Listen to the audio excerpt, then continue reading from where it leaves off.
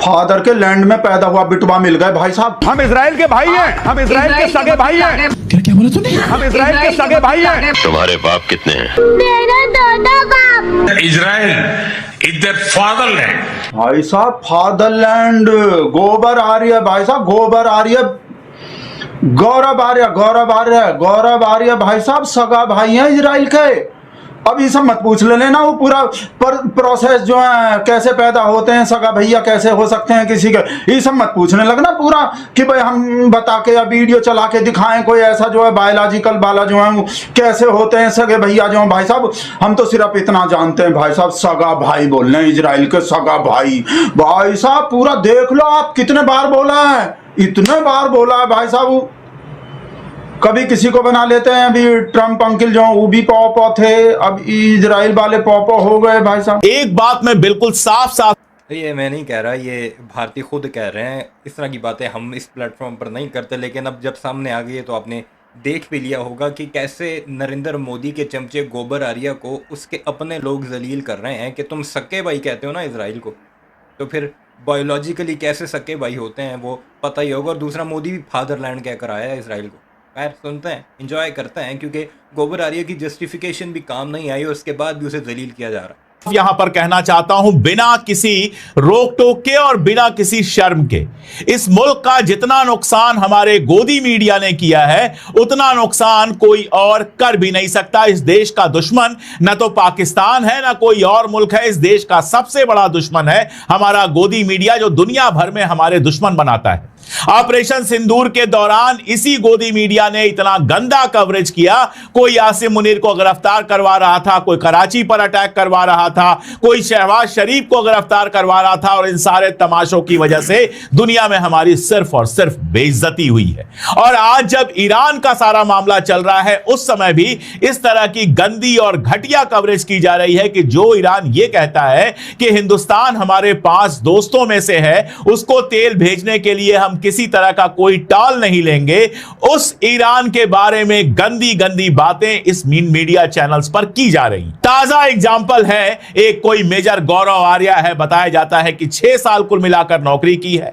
ना तो कोई किताब है डिफेंस एनालिस्ट हो यह समझने के लिए, ना तो कोई किताब उन्होंने लिखी है, ना कोई उनका रिसर्च है और ना कोई समझ है। जहर फैलाते रहते हैं यूट्यूब पर बैठकर, और उनको बुलाकर गोदी मीडिया के लोग अपनी नाक तो कटवाते ही हैं, मुल्क की बेइज्जती करवाते हैं। इजराइल के वकील आ गए प्रोग्राम में। क्यों नहीं, हम इजराइल के भाई हैं। इजराइल के वकील नहीं है, हम इजराइल के सगे भाई हैं, और मैं सपोर्ट करता हूं जो इजराइल कर रहा है लेबनान में। और मैं तो ये कह रहा हूं कि 100 बम और मारे लेबनान के ऊपर और गाजा के ऊपर 50 और मारे। तो वकील भाई है सगे इजराइल के, सगे भाई है मैडम, सगे भाई है इजराइल के, सगे भाई हैं भाई साहब। लेबनान पे बम मारे, गाजा पे बम मारे, लेबनान पे 100 बम और मारे, ये सोच रहा, ये बोला गाजा पे और बम मारे हूँ। वैसे वो हमरे बम पे जो बम पे लात मार दिए थे ना, वो बम माने पिछवाड़ा, ये लेबनान पे वो मरवाना चाह रहा है। ये सगे भैया वाला जो ना, सगा भैया बोल रहे हैं जिनको, फादरलैंड से पैदा हुआ सगा भैया, वो पिछवाड़े पे लात मार दिए थे। काऊ हम दिख रहे हैं, गौरव आर्य नहीं है, ये भगत है कोई, ऐसे ही गोबर आर्य। ये किसी चैनल पर गए हुए थे और उस चैनल पर चिल्ला चिल्ला के कहते हैं कि इजराइल मेरा सगा भाई है। इजराइल इनका पता नहीं कब से सगा भाई बन गया, और कहते हैं कि लेबनान पर 10 और बम गिरा दे, ईरान पर 10 और बम गिरा दे, अच्छा होगा।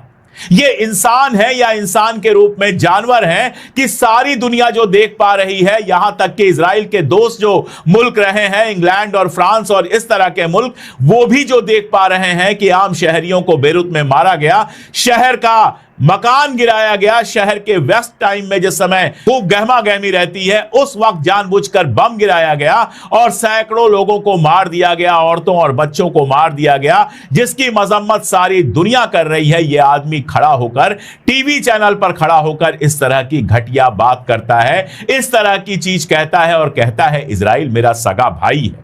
अब तुम्हारा सगा भाई कौन है, बाप कौन है, वो तुम डिसाइड करो, उससे कुछ लेना देना नहीं है किसी का भी, ये तुम्हारा पर्सनल मैटर हो सकता है।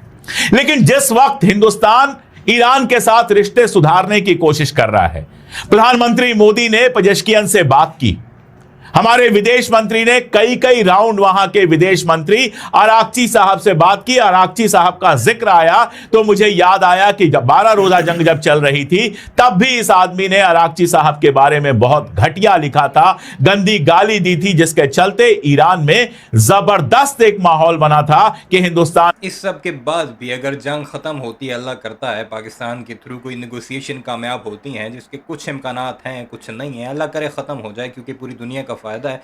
फिर भी अगर ईरान वापस इन बेशर्मों के साथ वैसे ही ताल्लुकात रखता है तो फिर ईरान पर भी एक सवालिया निशान होगा, क्योंकि जंग के दौरान जो कुछ भारतीय करते रहे, इवन के स्टार्ट से आप ले लें, पहले नरेंद्र मोदी गया फादरलैंड गया कराया, उसके अगले ही दिन उन्होंने हमला करके खामनाई साहब समेत उनकी पूरी लीडरशिप को वाइप आउट कर दिया। और ये बेशरम और इस समेत गोदी मीडिया के जितने भी चमचे चमांटे हैं ये सपोर्ट करते रहे इसराइल को, ह्यूमैनिटी की जंग करार देते रहे। फिर आहिस्ता आहिस्ता जब इनको डेंट खुद पड़ने लगा, हीट पहुंचने लगी जंग की, फिर ये साइड पे हुए, फिर ये पीछे हुए। स्टार्ट में ही इसराइल के साथ खड़े थे सारे, पूरे का पूरा गोदी मीडिया, इवन कि अब इनकी हमदर्दियाँ इसराइल के साथ हैं क्योंकि फादरलैंड जो हो इनका।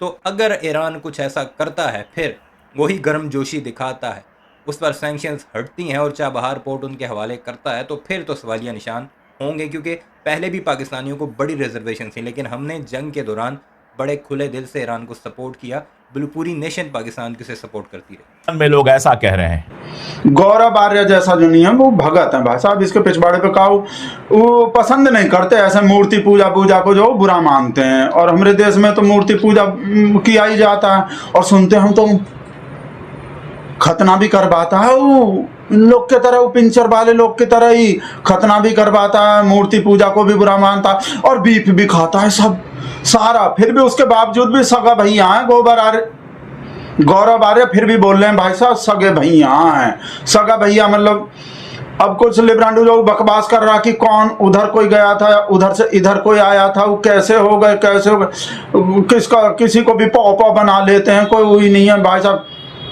बाप है हमारे, बकवास कर रहा है। खबरदार, बाप है हमारा। तुम्हारे बाप कितने हैं?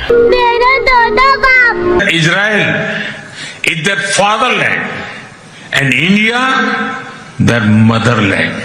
हाँ तो भाई साहब कहा हो गए, कैसे नहीं हो सकते, फालतू का बकवास करके पूरा वो फालतू का डिटेल में जा रहा है कि सगा भैया कैसे हो जाते हैं। सगा भैया तो एक ही तरह से होते हैं।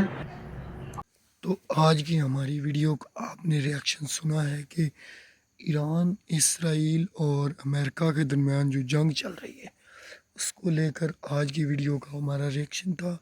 तो ईरान ने भी बहुत ज़्यादा तबाही मचाई हुई है जो कि इसराइल के मुल्क में। एक तो हम आपको बताते जाएं, ईरान ने बहुत बड़ा धोखा दिया है, इसराइल को धमकी में रखा है कि जो जेली उन्होंने असला और जहाज़ वगैरह चाइना से लिए हुए थे उन पर ही वे ये बम्बारमेंट करते रहे, लेकिन वो सारे के सारे जेली थे।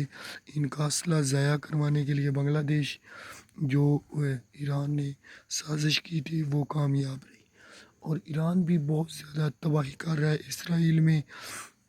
बहुत धुआंधार जो है वो इसराइल की तबाही हो रही है, और ईरान भी बहुत अच्छे अंदाज में आगे बढ़ रहा है, और ईरान का नुकसान भी हो रहा है मानते हैं, लेकिन बहुत ज़्यादा जो है वो